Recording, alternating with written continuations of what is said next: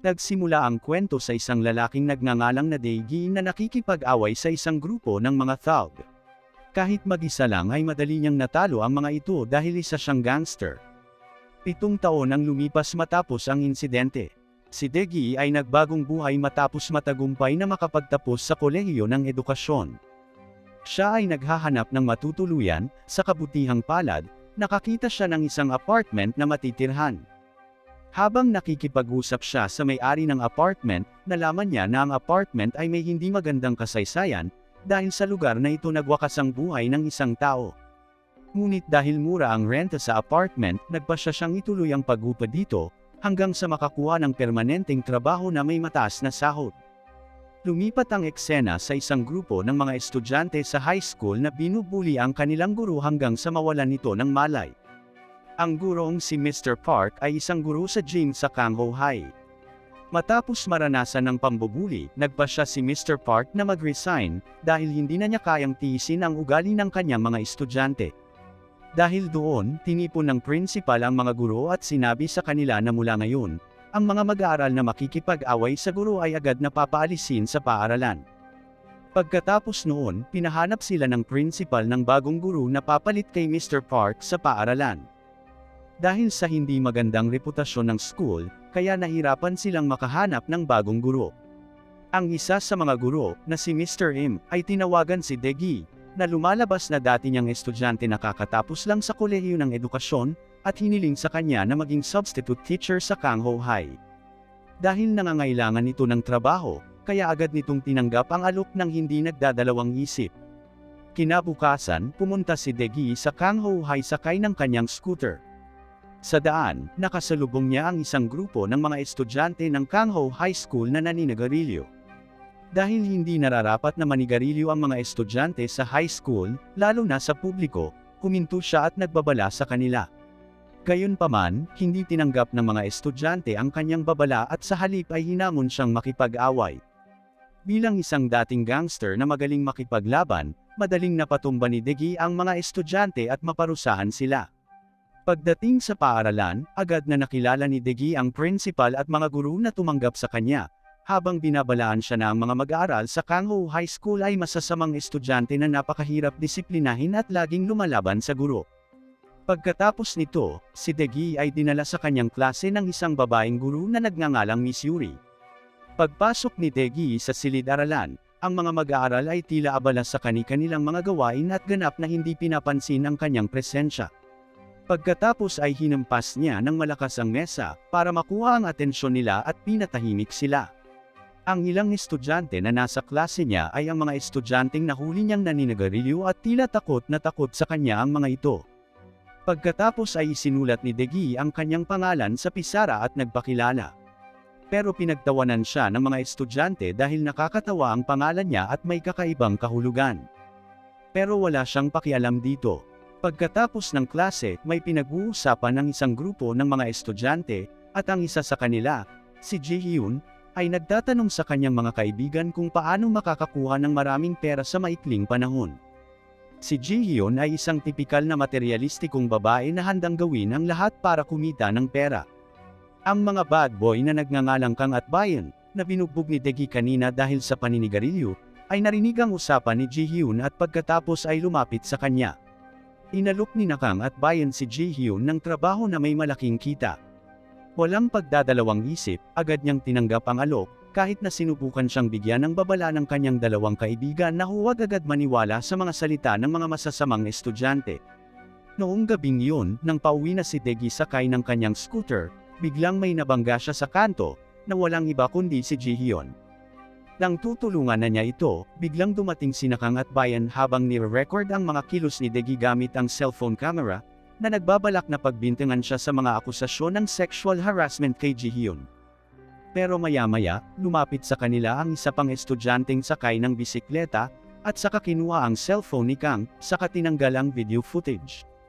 Ang kanyang pangalan ay Namhoon, at tila siya ay lubos na iginagalang ng mga masasamang estudyante, na nagpapakita na siya ay lubos na makapangyarihan.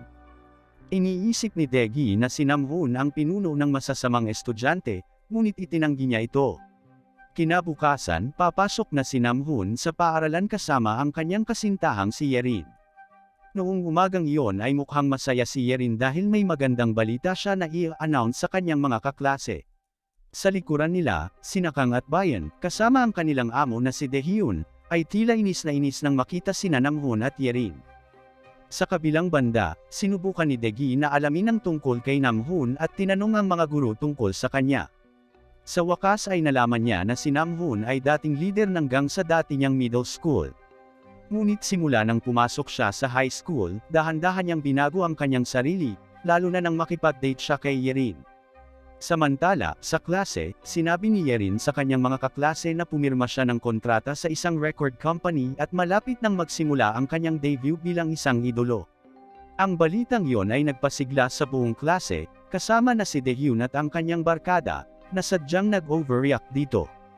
Inansulta at pinahiya nila si Yerin. Noong una, pinipigilan ni Namhoon ang kanyang galit dahil naalala niya ang parusa na ibibigay ng principal sa mga estudyanteng makikipag-away. Ngunit nang ang isa sa kanila ay sadyang itinulak si Yerin, hindi na napigilan ni Namhoon ang kanyang galit at agad niya itong binugbog. Nang makita ni Daegi ay agad niya itong inawat.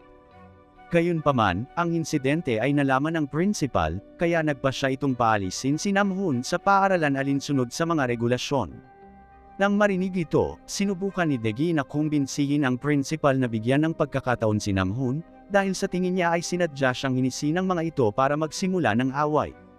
Maging si Daegi ay lumuhad at nakiusap sa principal na muling isaalang-alang ang kanyang desisyon.